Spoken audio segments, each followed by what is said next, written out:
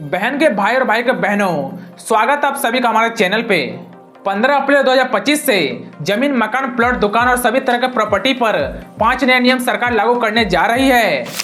जमीन, जायदाद और बाकी अन्य सभी प्रॉपर्टी के बंटवारे को लेकर नए नियम, बड़े बदलाव किए गए हैं। इन नए नियमों के तहत ससुर की प्रॉपर्टी में दामाद का अधिकार, जमीन बंटवारा और क्या आप बेटी को संपत्ति में एक हिस्सा देना अनिवार्य होगा, और एक कंडीशन में बेटी का अधिकार माँ बाप की संपत्ति में नहीं होगा।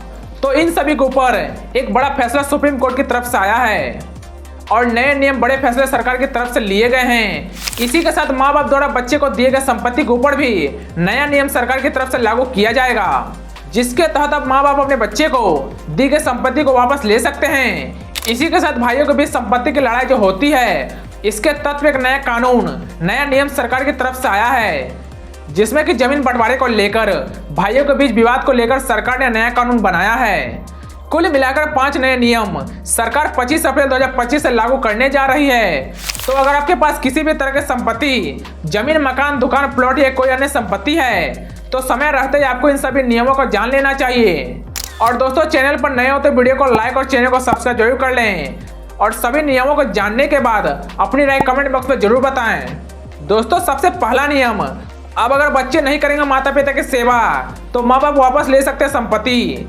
यानी अब ऐसे बच्चे जो अपने बुजुर्ग माता पिता की देखभाल नहीं करते हैं, सेवा नहीं करते हैं, तो अब माता पिता के पास पूरा अधिकार होगा कि वह अपने संपत्ति को बच्चे से वापस ले सकते हैं। तो यह फैसला सुप्रीम कोर्ट ने बुजुर्ग माता पिता के हित में दिया है और सरकार इसे अब लागू करने जा रही है।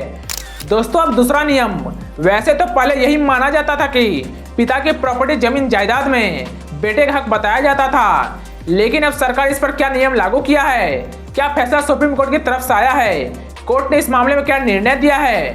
बेटे को अपने माता पिता के घर में रहने का अधिकार सिर्फ उनके माता पिता की अनुमति पर दिया जाता है। जब कोई माता पिता अपने बेटे को अपने घर में रहने की अनुमति नहीं देते हैं, तो इसका मतलब बिल्कुल भी नहीं कि वे घर का अधिकारी नहीं होंगे। जब माता पिता का संपत्ति अधिकार बिगड़ जाए तो बेटा अपने माता पिता की मर्जी पर घर में रह सकता है। कोर्ट ने कहा कि अगर माता पिता अपनी कमाई से घर बनाते हैं तो उनके बेटे पर इसका कोई अधिकार नहीं होता, फिर चाहे वह शादीशुदा है या नहीं।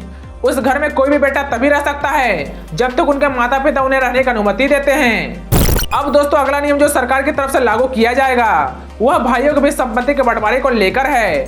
अब देखिए, पहले क्या होता था, मान लीजिए 4 भाइयों की जमीन है। अब उनमें से कोई एक चाहता है कि उसे उसका हिस्सा मिल जाए, लेकिन बाकी भाई तैयार नहीं होते हैं, तो इससे मामला उलझ जाता था। लेकिन अब इस नए कानून के तहत अगर आप अपने हिस्से की जमीन अलग करवाना चाहते हैं तो बाकी हिस्सेदारों की सहमति की जरूरत नहीं होगी। यानी अब कोई जबरदस्ती आपका हिस्सा नहीं रोक सकता। तो अब यहाँ देखिए, भूमि बंटवारे की प्रक्रिया होगी सरल। 15 से 16 लाख लोगों को फायदा। संयुक्त मालिक वाली जमीन के बंटवारे के लिए सरकार ने विधेयक पास कर लिया है। अब हिस्सेदारी वाली जमीन में यदि पति पत्नी दोनों संयुक्त हिस्सेदारी है तो उनसे पूछा जाएगा। और साथ ही मैं आपको बता दूं, यह नया नियम पति पत्नी के ऊपर लागू नहीं होता। अगर कोई अन्य हिस्सेदारी है जैसे भाई वगैरह, तो उनके ऊपर यह नया कानून लागू होगा।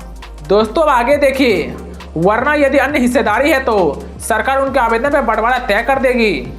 मतलब जो बंटवारा होगा जैसे भाइयों के बीच, तो वह सरकार तय करेगी कि कितना हिस्सा मिलना चाहिए।